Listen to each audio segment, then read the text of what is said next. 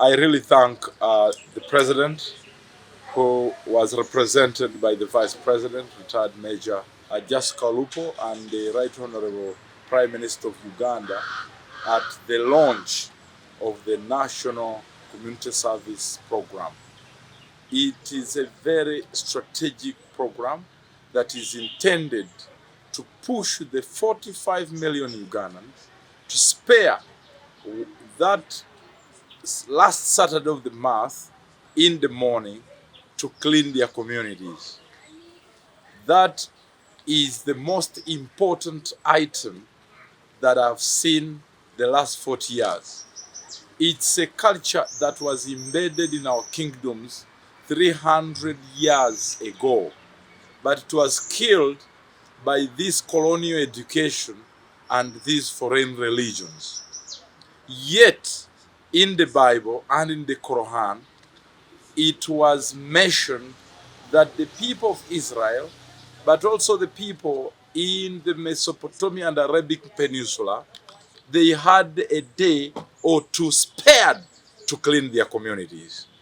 So national service is a spiritual element, is also a cultural element, but also very critical is a leadership and governance element.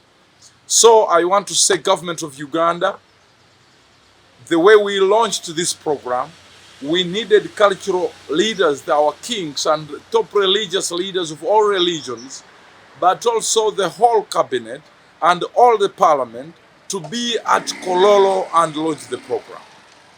And so the local council 1 up to local council 5, these leaders must be able to supervise the activities across the country. But then I also think that at least one step at a time was achieved.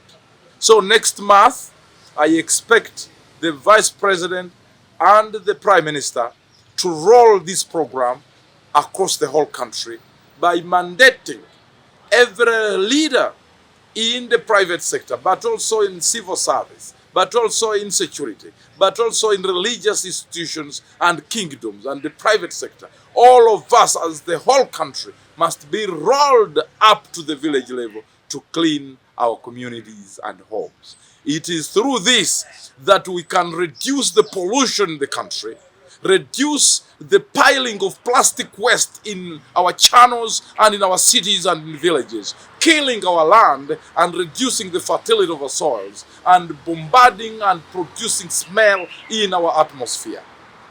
This literally reduces the fertility of soil to give us to give us enough food so that we can produce more food for our families, but also it increases the rate of sickness in our communities, especially diarrhea and infections in our children and in our mothers and wives. So this is the only way that we can pave way for mindset change. It is the only way that we can teach people how to love their country through the culture of service. It's the only way to mobilize people to serve their country and break barriers of conflict, because it is through which we can bring the opposition and government and also religious institutions and all people of different tribes to rub shoulder by shoulder, and we clean our environment and we reduce malaria and we reduce infections and we reduce diseases and pollution in our communities. It is through which we can now bond Ugandans to love one another beyond the boundaries of this identity-based conflict that we have.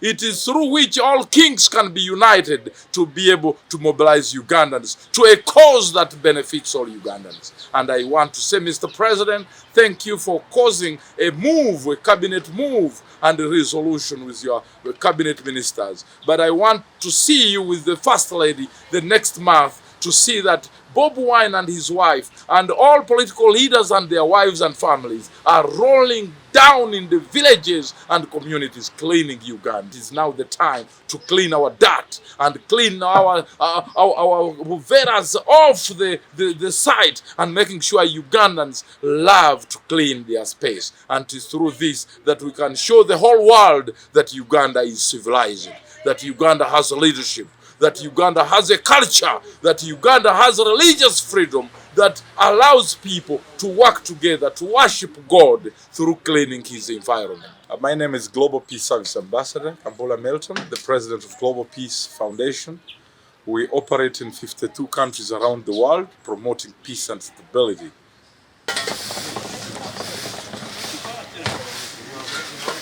My name is Kiza Rogers.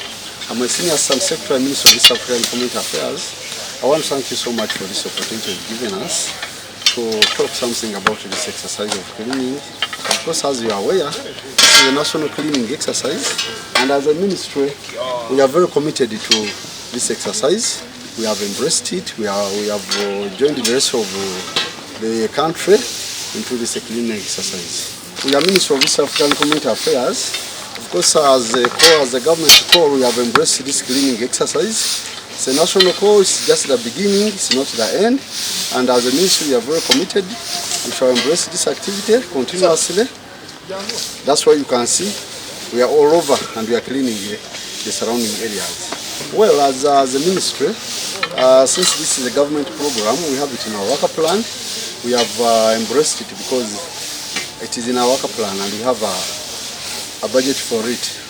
Rwanda is one of the countries which has embraced this exercise for many years, and of course as a country we copy good practices.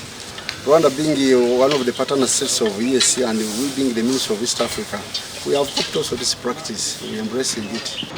This directive, it is very important to us, to our country, but then it is not the time given to us is a bit so long.